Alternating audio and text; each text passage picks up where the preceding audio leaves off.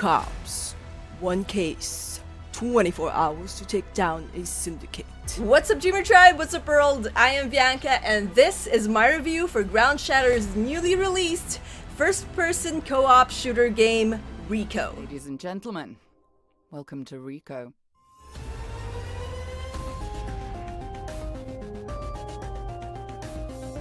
So, what is Rico? Rico, in a nutshell, is a two-player cooperative first-person shooter game where you take the role of the four available characters in the game, all people of the law, as they take down criminal gangs with extreme door-kicking prejudice.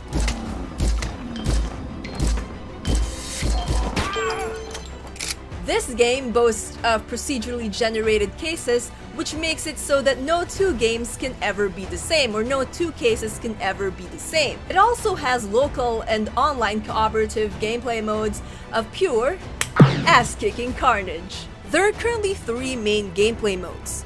There's the case, where you try to get to the top of the criminal gang food chain, quick play, where you can choose either operation, which generates a random level, go to training and learn the basics of the game, or play lockdown, a survival mode where you get to deal with waves upon waves of enemies in an underground parking lot. There's also the third game mode, which is daily challenges. It is basically the same as the main game, but with your weapons being randomly chosen, and with your goal being to finish the level as quickly as possible to get into the leaderboards. Completing the daily challenge mode awards you with RPs that you can use to buy skins for your weapons. Now that the gist of the game is out of the way, let's delve deeper into what makes up this game. First off, the case.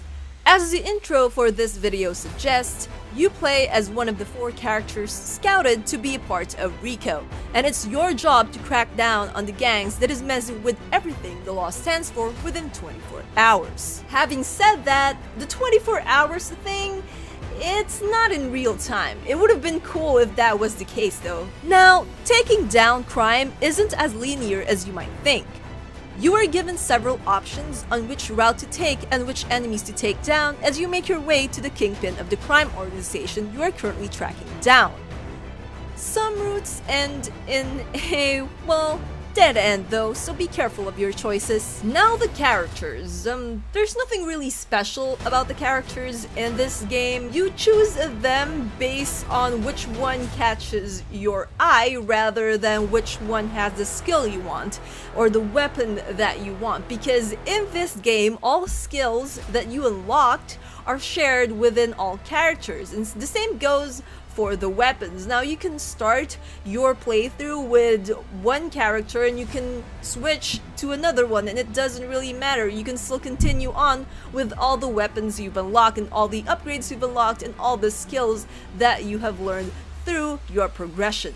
Each time you beat a level, you are awarded experience points to level up your profile, and with it, your characters.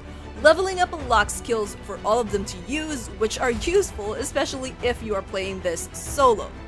Completing levels also awards you with merits, which you can use to buy weapons that you can equip in that particular case run. How many you obtain depends on the number of objectives shown on the upper left of the screen you complete. And what you get to buy, health, shields, upgrades, and all that, is randomly made available to purchase in the armory as well. So even though you've been saving up those merit points for that particular weapon or upgrade that has tickled your fancy, you might end up not being able to buy it if the armory decides to not have it in their stocks when you finally do save up enough of those points. But, and here is a big but.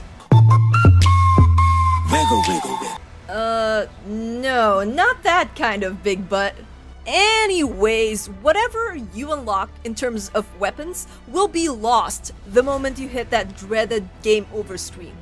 Which sucks, especially if you bought the best one you can find and have upgraded it to help you put down the syndicate. Having said that, that only happens when you play cases. You can still access all the weapons and upgrades you've unlocked in the other game modes of Rico. So yeah, that's another thing that makes this game a little bit difficult, but also adds a bit of replayability to it. The game isn't that difficult to understand though. The main objectives of each area is to beat all the enemies that are in a room and find whatever it is the game wants you to find in that particular level, from finding evidences, defusing bombs, and destroying assets, just to name a few. Control-wise, it follows the same kind of trend as the other shooters of the same genre, so you can expect it not to be too difficult to learn. Except for that shoot and slide move maybe, it's that one move I couldn't pull off no matter how much I tried. Now, despite the level and character progression that this game has, it still boils down to two things, and that is skill and luck. Skill is obviously needed because you would have to have a good hand-eye coordination in order to breeze through the rooms and eliminate all hostile forces. Luck, well, because there are some levels, the final one in particular, that can be overly and unfairly disadvantageous to you, especially on solo. And also because there are bugs and glitches that can cause enemies to be invincible even when you are shooting them point blank in the face, making your run that much more difficult. There are a variety of enemies in this game as well, and each have their own weak spots and vulnerabilities, although all of them share that one same weakness: melee attacks. One hit of that and they go down like flies. Challenging as it is, Rico is a fun game to play, even when you're playing by yourself. Now, local co-op is something I haven't tried yet, but based from the opening sequence in the game, when you boot it up, one can assume that it runs under the same split-screen cooperative kind of thing as the others of the same genre. When it comes to online, though, I have found that it is so difficult, if not nearly impossible, to be able to find anyone to play it with. I have played a couple of hours of Rico, and I have only met 2 players in those long hours. Though based from the leaderboards, one can also assume that there are also a lot of other people playing this game. The thing that is annoying about this game, however, is the lack of any communication function to speak with an online teammate or partner. It can be quite problematic, especially when the person you've been paired with has yet to have a full grasp on how the game flows. There are also instances when the game lags, even though you're not playing co-op. I think the main complaint I have of this game, however, is the map right atop the game screen, and it is difficult to navigate without it. If there is one thing I could change in this game, it's how the map is and how it functions. I would have preferred them give us a minimap at the bottom right or left corner of the screen instead of the giant one that appears and overlays everything when we toggle it on. Graphics-wise, the game reminds me of a PlayStation 2 game known as 13. It doesn't look bad, but if you're not used to first-person shooter games, then it may give you a vertiginous spell. The sound effects are, well, to be honest, passable. There is a weird thing going on when a melee attacking enemy makes a zombie-like sound, and sometimes where the sound is coming from does not really equate to where the enemy is and can cause a little bit of confusion to you and your partner as you're playing the game. Now, would I recommend the game? To those who enjoy playing first-person shooter games like Counter-Strike, I would. Or to those who would like to have a fun, cooperative first-person shooter game to play with their friends on their Nintendo Switch, or to those people who enjoy those cop shows and want to feel like they're part of that universe with all that door-kicking action, then yeah, this game is definitely for you. And with that said, I'm giving Rico a 60% worth of VM Studio seal of approval.